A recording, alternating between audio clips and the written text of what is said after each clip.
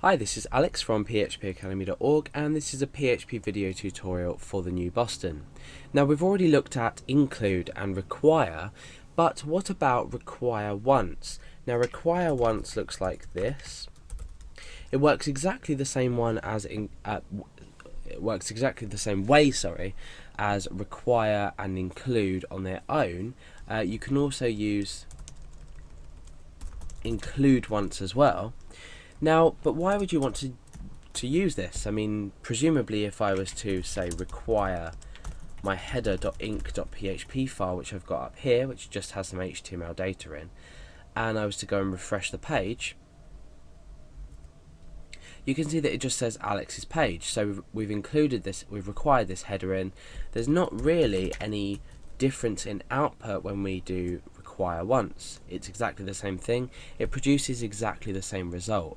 But there's one difference. If you use require once throughout your page, it will check to see if this file has previously been required, and if so, won't require it.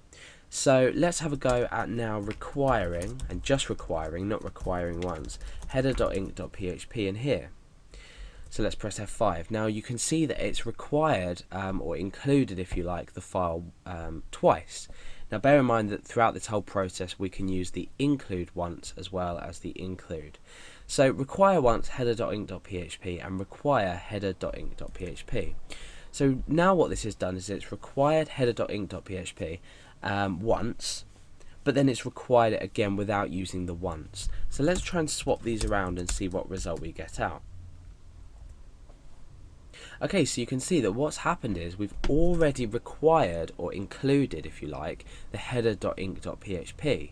So now what this statement will do, if you like, it will check to see if the header.inc.php has already been included, and it will include it if it hasn't been included, and if not, then it won't.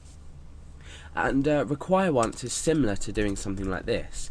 If defined, and then you choose header.inc.php within this function or this language construct. If defined, then require header.inc.php. So what I've just written here is exactly the same as the require once. So if we refresh now, we can see that we don't have another version of it required in here. However, if I was to swap them around again, so vice versa to what I already did a moment ago and swap them back around, and I click refresh, you see, oh no, that two aren't included. So this will now be if not defined. When we refresh, you can see that two of them come up. So forget this for now, that was just an example. But when we use the require once, we just ensure that the same file isn't required twice. Now, why might we want to do this?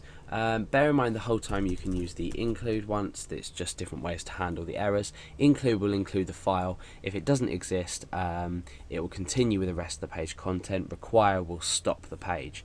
So include and require once, why might we want to require them? Use them, sorry.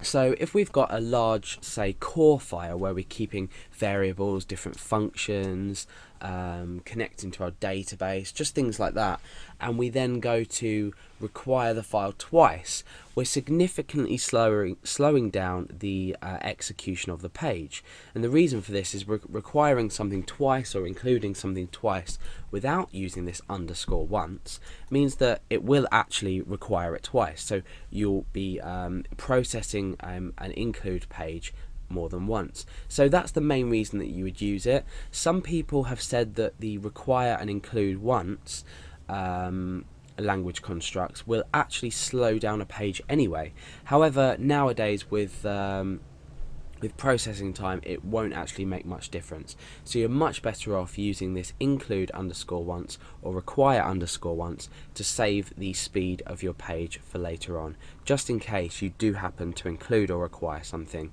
more than once.